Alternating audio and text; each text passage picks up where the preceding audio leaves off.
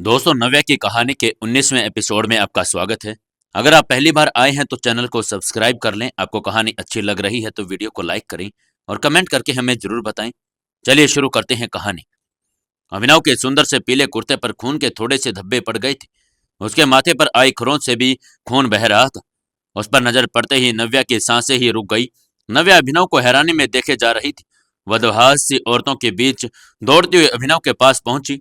नव्या की माँ को भी वही हाल था। पंडित जी भी उस समय घर पर बाहर गए हुए थे। क्या हुआ बेटा? ये सब कैसे हो गया?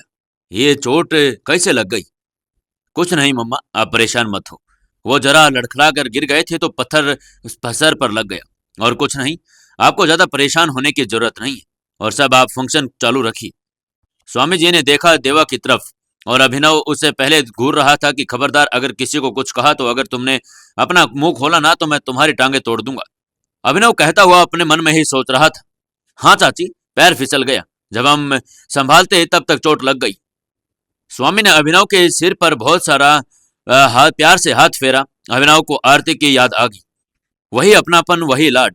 फिर वो नव्या से बोली, बिटिया जल्दी से डेटोल लगाकर घाव साफ कर दो। नव्या अभिनव का हाथ पकड़कर उसके कमरे में ले गई। दौड़कर डेटोल और रुई ले आई और उसकी आंखों में आंसू भर गए थे। किससे लड़कर आए हैं? पागल हो गया। यहाँ किसको मैं जानता हूं जो लड़ूंगा? बस गिर गया था तो चोट लग गई। कैसे गिरे थे? चोट सर पर लगी है, खून इतना सारा धब्बा कुर्ते पर लग गया। कुर्ता उतारिए। अंदर जो कहीं चोट लगी है क्या? चलिए, मुझे देखना है। तुम बात बात पर मेरे कपड़े क्यों उतरवाने लगती हो? तुम्हारी नीयत ठीक नहीं मालूम होती मुझे। अभिनव ने शरारती अंदाज में कहा। हमने एक बार कहा ना कुर्ता उतारिए तो उतारिए जल्दी से। अरे कहा ना कोई चोट वोट नहीं लगी। नव्या ने जबरदस्ती उसका कुर्ता उतरवा ही दिया। वो बिल्कुल ठीक था, उसे जरा भी चोट नहीं आई थी। तब तक अभिनव भी उठकर खड़ा हो गया और उसका सीना नव्या के चेहरे के सामने आ गया। लो, अब जी भरकर देख लो, और जब मन आ जाए चोट पर दवा भी लगा देना। ये सुनते ही नव्या शर्मा गई। नव्या ने उसके सीने पर धक्का देकर उसे बिस्तर पर बैठा दिया और जल्दी से डेटोल से घाव साफ करने लगी। अभिनव बच्चों की तरह कसकर आंखें मीच कर बैठा हुआ था। तब तक उसकी माँ एक कटोरे में हल्दी का लेप और बड़े से गिलास में दूध ले आई। नव्या ने दरवाजे से सामान ले लिया। माँ, आप बाहर रस्म पूरी होने दो, ये एकदम ठीक है। उसने कटोरा बिस्तर पर रखा और दूध का गिलास अभिनव को पकड़ा दिया। ये क्या है? हल्दी वाला दूध, जल्दी से पीजिए। अरे मुझे दूध अच्छा नहीं लगता। ज्यादा बच्चा बनने की जरूरत नहीं है। नाक बंद करके मुंह से लगाकर एक घूंट पी लीजिए। अभिनव गंदा सा मुंह बनाकर दूध के गिलास को देख रहा था। नव्या उसके माथे पर हल्दी का लेप लगाने लगी। इससे घाव जल्दी भर जाएगा। पत्थर लगने की वजह से माथा सूजने लगा था। नव्या बहुत हल्के से हाथों से लेप कर रही थी। तभी अभिनव ने शरारती सूझी और झट से उसने कटोरे से हल्दी निकाल कर नव्या के गालों से होते हुए उसके सीने तक अपने उंगलियों की छाप बना दी। बाहर मानवी को हल्दी लग रही थी।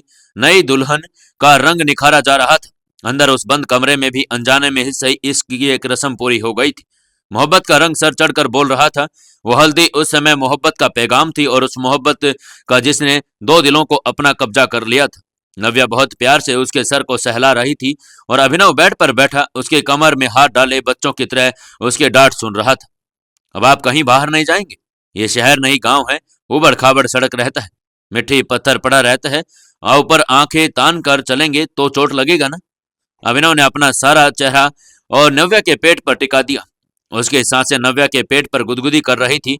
उसने कंधे उचकाकर अभिनव को सीधा किया। चलो, अब हो गया, अब मैं ठीक हूं। मैं जा रहा हूं बाहर। वहां कई लोग मेरा इंतजार कर रहे होंगे।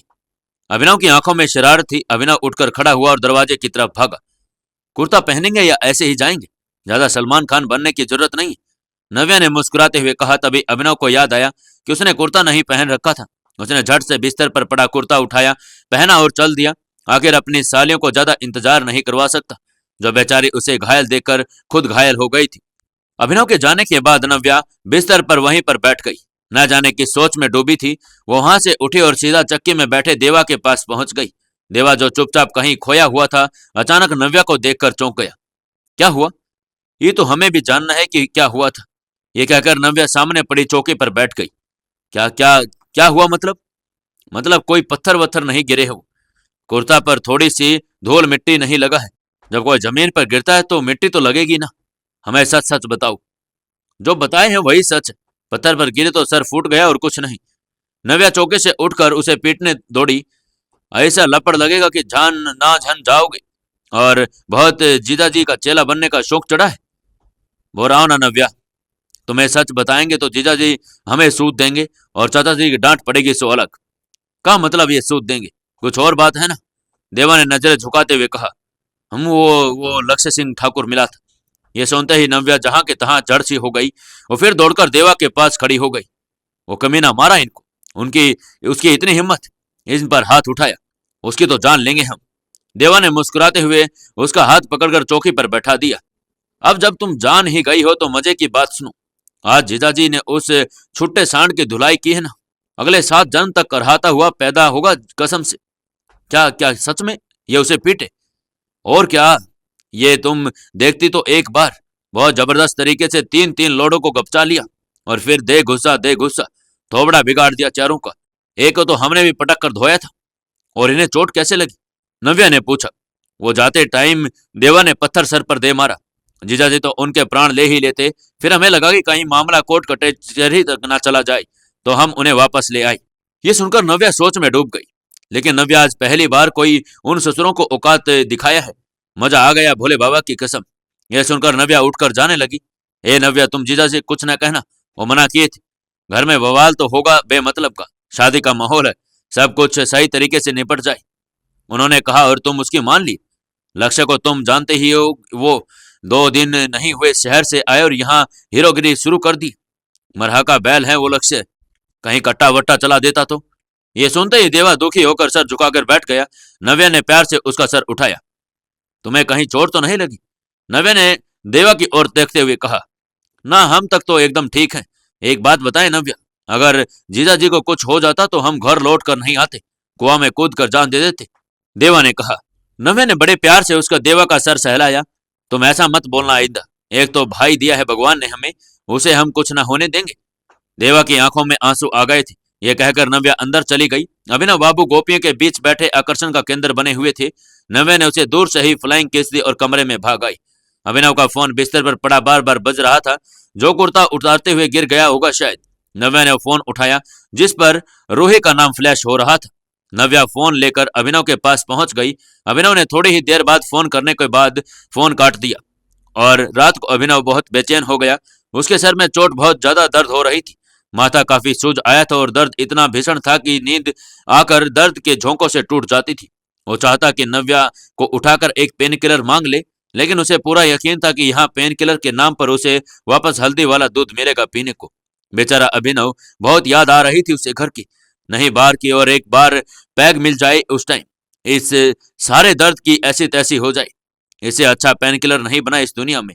दर्द दिल का हो या बदन का, बस एक जादुई दवा से चुटकी और छू मंत्र हो जाए।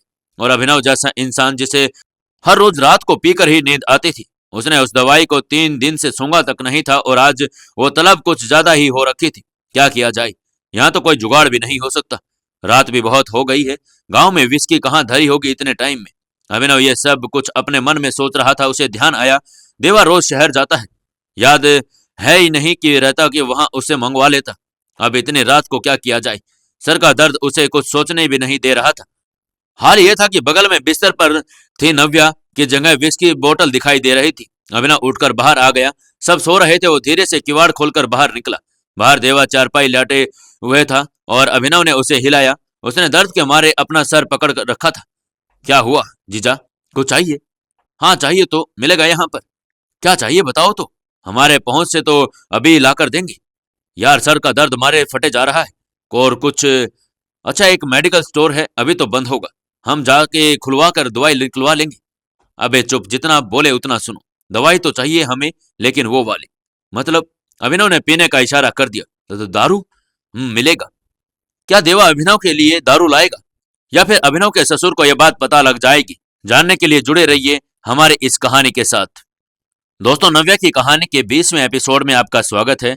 चलिए शुरू करते हैं कहानी।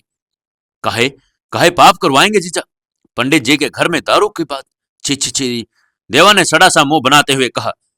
पंडित जी को थोड़े ना पिला रहे हैं, हम पिएंगे यार। दर्द बर्दाश्त नहीं होता, समझा करो, बहुत पुण्य मिलेगा एक तड़पते इंसान का दर्द दूर करके। भगवान तुम्हें स्वर्ग में जगह देंगे। अभिनव अब इमोशनल ब्लैकमेलिंग पर उतर आया था। दारू पिलाने से पुण्य थोड़े ना मिलेगा जीजा जी, कहो तो दवाई दे आए। अच्छा हमें एक बात बताओ, ये कहकर अभिनव खटिया पर ही देवा के बगल में बैठ गया। देवा से पकाकर उतरकर खटिया के नीचे बैठने लगा। वहां कहाँ जा रहे हो? इधर बैठो। आपके बराबर कैसे बैठे जीजा जी? अरे क्यों, कार में भी तो बराबर ही बैठे थे ना। या कहो तो तुम्हारे लिए कार के सीट की लेवलिंग करवाएं। देवा चुपचाप उठकर चारपाई पर बैठ गया। हाँ तो अब बताओ जरा, भगवान कृष्ण ने गीता में क्या कहा है? क्या कहा है जीजा? श्री कृष्ण ने कहा है, परहित सरिस धर्म नहीं भाई, पर पीड़ा सम नहीं अधमाई। एक लाइन बोलने के बाद भी उसने सुबह भेजे पंडित जी की मैसेज को खोलकर पढ़ा। ये सब सुनकर देवा अपना सर खुजलाने लगा। लेकिन जीजा जी तो तुलसीदास जी बोले हैं रामचरितमानस में। आपके खसियाने की बारी अभिनव की थी, जो खुद को कृष्ण समझकर ज्ञान बांट रहे थे। हाँ हाँ, तो क्या हुआ? अब सब एक ही तो चीज बताते हैं, तुम इसका मतलब जानते हो? हाँ बिल्कुल, तुलसीदास जी कहते हैं कि दूसरों का भला करने से बड़ा कोई धर्म नहीं इस संसार में, और किसी को कष्ट पहुंचाने से बड़ा कोई अधर्म नहीं है। हाँ तो बताओ, इस समय कष्ट में कौन है? आप।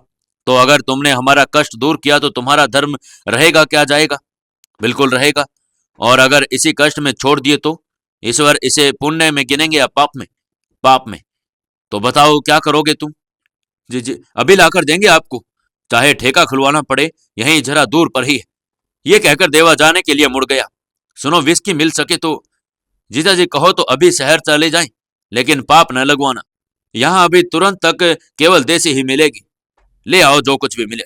अभिनव ने झट से अपनी पर्स से 500 के दो नोट उसे थमा दिए। यह बहुत ज्यादा है जीजा, बाकी तुम अपने लिए कोल्ड ड्रिंक खरीद लेना और पी लेना। अरे लेकिन, अरे अब जल्दी लेकर आओ ना। थोड़ी देर में देवा 2 बोतल लेकर उपस्थित हुआ। अभिनव ने वहीं कार में बैठकर मस्त एसी चलाकर दोनों बोतल गटक ली, और अब तो वो नशा सर चढ़कर बोल रहा था। दर्द गधे के सर पर सिंह की तरह गायब हो गया था, लेकिन अभिनव बाबू जो एकदम नीट लगाए हुए थे, अब जरा भी होशोवाश में नहीं थे। देवा उसका मुंह बंद करके जैसे तैसे घसीट कर नव्या के कमरे की दहलीज पर डाल आया था और किवाड़ लगा दिए थे। लेकिन अब उसके सीने में धक धक हो रही थी। अगर किसी को पता चल गया कि जीजा को कहीं हम पिलाए तो ठोक दिए जाएंगे। बेचारा यही सोचते हुए चारपाई पर जाकर सो गया। इधर अभिनव कमरे में पहुंचते ही लाइट ऑन कर दिया। नव्या वैसे ही अस्त व्यस्त पड़ी हुई थी। उसे सोते वक्त अपने कपड़ों का ध्यान नहीं रहता था। अभिनव उसके करीब गया और उस चेहरे पर अपना चेहरा झुकाकर बोला, ए सुनो, ये तुम अचानक से इतनी चेंज कैसे हो गई? बोलो। रोज तो तुम श्रीदेवी लगती थी, आज मुझे तुम में एंजेलिना जोली कैसे नजर आ रही है? वो नव्या के चेहरे पर उंगलियां फिराने लगा। ये जो रोज ऐसी हालात में सो जाती हो, हमारे सब्र का इम्तिहान ले रही हो ना? कसम से बता रहे हैं, जिस दिन हमारी बन जाओगी पूरी की पूरी, सारे बदले लेंगे गिन गिन कर। नव्या ने करवट बदल ली। अभिनव फिर बिस्तर पर उसके चेहरे के ठीक सामने आकर बैठ गया। ए सुनो ना मेरी प्यारी सिमी, तुमसे एक बात कहनी थी। I love you so much जान। तुम में जान बसने लगी है हमारी। आज वो साला लक्ष्य बोला कि तुम उसका पहला प्यार हो। मेरे तन बदन में आग लग गई, भोले बाबा की कसम। दिल किया दोनों टांगे चीर कर वहीं पर फेंक दें उसे। हमारे मुंह पर हमारी बीवी से मोहब्बत के दावे कर रहा था हरामखोर। उसने नव्या के हाथों को चूम लिया। नव्या मुस्कुराकर उठी और मानो कोई मीठा सा सपना देख रही थी। वो घूमी तो फिर उसे उसकी साड़ों का पल्ला फिसल कर नीचे गिर गया। अभिनव बाबू तो वैसे भी होश में नहीं थे। ऐ, तुम इतनी ज्यादा होट क्यों हो कि बिना किसी शॉर्ट कपड़ों के ही तबाही मचा देती हो मेरे दिल में? बताओ, इतने सेक्सी तरीके से कौन साड़ी पहनाता है? हमें पता है, नहीं नहीं, हमें पूरा यकीन है तुम्हारी ये हरकतें किसी न किसी दिन हमारा ब्रह्मचर्य तोड़कर दम लेगी। उसका इतना कहना कि नव्या के हंसी आ गई। अरे तुम जग रही हो? अभिनव ने अपनी आंखें बड़ी करते हुए उससे पूछा। नव्या की नींद तो खुल गई थी जब अभिनव ने कमरे की लाइट जलाई थी। ए तुम चीटिंग करती हो, सो जाओ वापस। अभिनव नशे में झूम रहा था। आप पिए है ना? अभिनव ने सर झुकाते हुए हाथ की उंगलियों का इशारा करते हुए बोला। बस इतनी सी, नहीं इससे भी कम, सच में। यहाँ बोतल कहाँ से मिली आपको? अभिनव नव्या के कंधों से झूल गया। तुम्हारा भाई बहुत अच्छा है नव्या, मेरा साला इज द बेस्ट साला ऑफ दिस वर्ल्ड। अच्छा तो देवा ला के दिए? तुम उसे डांटना नहीं, तुम्हें अपने सुहाग की कसम। नव्या ने अभिनव को मारने के लिए जरा सा हाथ भर लगाया था कि वो बिस्तर पर लुढ़क गया और सो गया। नव्या ने सब सुन लिया था। नशे में ही सही अपने पति के मुंह से उसके लिए मोहब्बत का इजहार सुनकर तो सातवें आसमान पर पहुंच गई थी। नींद तो उसकी आंखों से कोसों दूर चली गई थी। बस वो अपने पति को निहारे जा रही थी। उसका दिल कर रहा था कि छत पर जाकर जोर जोर से चिल्लाए कि उसका पति उससे प्यार करता है। खुशी के मारे वो बिस्तर पर ही तकिए से कसकर गले से लगाकर बैठी थी। फिर धीरे से उसने तकियों को किनारे पर रखकर अभिनव के सीने पर सर रखकर लेट गई। अभिनव ने भी अपने बाहों में समेट लिया। कमरे की छत में ही नव्या को चांद तारे सब नजर आ रहे थे। दिल कर रहा था कि अभिनव के साथ दूर किसी दुनिया में चली जाए जहां उसके और उसकी मोहब्बत के अलावा कोई न हो। अगले सुबह नव्या चप्पल लेकर देवा को पूरे दरवाजे भर में दौड़ाकर आई थी, लेकिन किसी को समझ नहीं आ रहा कि हुआ क्या है आखिर। रात में नशे में ही सही अभिनव ने उसे सुहाग की कसम दी कि वो देवा को डांटना नहीं। इसलिए नव्या हंसते हुए चप्पल के लिए उसे सूतना चाह रही थी। न डांटने की कसम खिलाई थी, न पीटने की नहीं। ए नव्या, पागल हो गई क्या? सारा गांव देख रहा है। चप्पल नीचे रखो। तुम इनको बोतल ला के काहे दी? अरे जीजा जी कष्ट में थे, और तुलसीदास जी कहे हैं कि किसी जीव को कष्ट पहुंचाने से पाप पड़ता है। हमें पाप का भागी नहीं बनना था। और ये ज्ञान तुम्हारे गोबर जैसे भेजे में भरा किसने? जीजा ने वही कहे थे, परहित सरिस धम नहीं भाई, पर पीड़ा सम नहीं अधमाई। हम तो बस धर्म निभा रहे थे। कभी जिंदगी में रामचरित मानस का रह भी पढ़ा है तुम्हारे जीजा ने? पढ़ा तो होगा, तभी तो कल इतने अच्छे से समझाए हमको। नव्या दौड़ते हुए अपने कमरे में पहुंच गई। अमीना बेड पर लेटा फोन चला रहा था। उसे फोन छीनकर किनारे पर रख दिया और बोली, रामायण किसने लिखी थी? अचानक से ऐसे सवाल से अभिनव थोड़ा सा चौंक गया। जल्दी बताइए, कुछ पूछा है हमने। नव्या की बात सुनकर अभिनव का सर खुजलाने लगा। राम जी ने ही लिखी होगी। और गीता? वो तो पक्का कृष्ण ने लिखी थी। ये जो दिव्य ज्ञान दिए थे देवा को रात में, वो कहां से मिला आपको? नव्या ने पूछा। अभिनव ने जीभ दांत में दबा ली। उसका भेद खुल चुका था। आपके पापा ने व्हाट्सएप पर मैसेज भेजा था कल सुबह, रात में मेरे काम आ गया। अभिनव ने ऐसे बचकानी बातें सुनकर नव्या ने धक्का देकर उसे बेड पर गिरा दिया। रात में क्या बोले थे हमें याद है? क्या बोले थे? कुछ अनसंट तो नहीं बोल दिया? ए, हमारी भाषा में नकल कर रहे हो? काहे? अभी उसके लिए भी तुमसे परमिशन लेना होगा। नव्या ने हंसते हुए अपना सर उसके सीने में छुपा लिया। अभिनव मुस्कुराते हुए उसके बाल सहलाने लगा। क्या करेगी नव्या लक्ष्य के सच को जानकर कि नव्या लक्ष्य से अपना बदला ले पाएगी? जानने के लिए जुड़े रहिए हमारी इस कहानी में। दोस्तों, अगर आपको कहानी अच्छी लग रही है तो इस वीडियो को ज्यादा से ज्यादा शेयर करें। एक प्यारा सा कमेंट करके हमें जरूर बताएं कि आपको कहानी कैसी लग रही है।